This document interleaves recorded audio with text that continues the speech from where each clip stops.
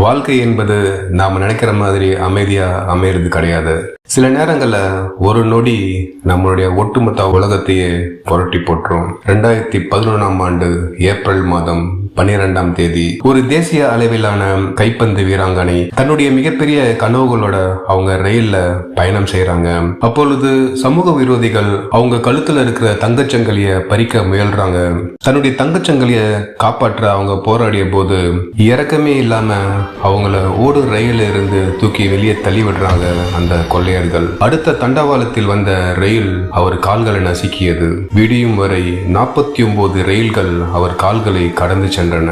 இரத்த வெள்ளத்தில் எலும்புகள் நொறுங்கிய நிலையில் அந்த இரவு முழுவதும் மரணத்தோடு போராடினார் அந்த பெண். அவர்தான் அருணிகா சின்ஹா.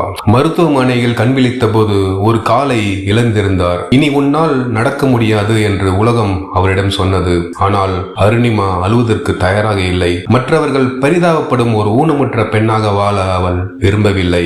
மருத்துவமனை படுக்கையில் கிடந்த போது ஒரு இமயமலை போன்ற முடிவை எடுத்தார். என் ஒரு காலை பறித்த இந்த விதியை நான் எவரெஸ்ட் சிகரத்தின் உச்சிக்கு சென்று வெல்வேன் என்று சபதம் ஏற்றார். உடல் நலிந்திருக்கலாம், ஆனால் உள்ளம் உறுதி கொண்டது. முதல் இந்திய பெண் எவரெஸ்ட் சாதனையாளர் பச்சேந்திரி பாலை சந்தித்தார். அருணிமா, இந்த நிலையில நீ எவரெஸ்ட் ஏற முடிவெடுத்த போதே உன் மனதுக்குள் பாதியை வென்று விட்டாய் அப்படின்னு அந்த பயிற்சியாளர் சொல்றாங்க. அவர் செயற்கை கால்களுடன் பயிற்சி பெறுவது சாதாரணமானதல்ல. ஒவ்வொரு அடியும் ரத்தத்தை கசிய வைத்தது. செயற்கை கால் சுழலும், ரத்தம் கிழிந்து வலி உயிரை போகும். மற்றவர்கள் இது தற்கொலைக்கு சமம் என்று தடுத்தனர். ஆனால் அவரது லட்சியம் அந்த வலியையும் விட பெரியதாக இருந்தது.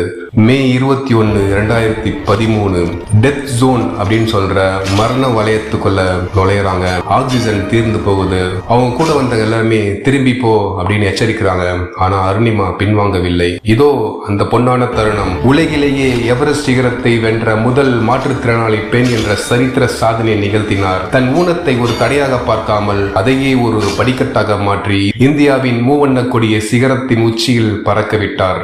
அருணிமா நமக்கு சொல்றது இதுதான். உடல் ஊனம் என்பது ஒரு குறைபாடே அல்ல. ஒரு மனிதன் எப்போது தன் முயற்சியை கைவிடுகிறானோ அப்போதுதான் அவன் உண்மையாக தோற்று போகிறான். உங்கள் கனவுகள் எவ்வளவு பெரிதாக இருந்தாலும் அதை நோக்கிய உங்கள் விடாமுயற்சி சிறியதாக இருக்கக்கூடாது. எவரெஸ்டையே வெல்ல முடிந்தால் உங்கள் வாழ்க்கையில் இருக்கும் தடைகளை வெல்ல முடியாதா? எழுந்து வாருங்கள். சிகரங்கள் உங்களுக்காக காத்து கொண்டிருக்கின்றன.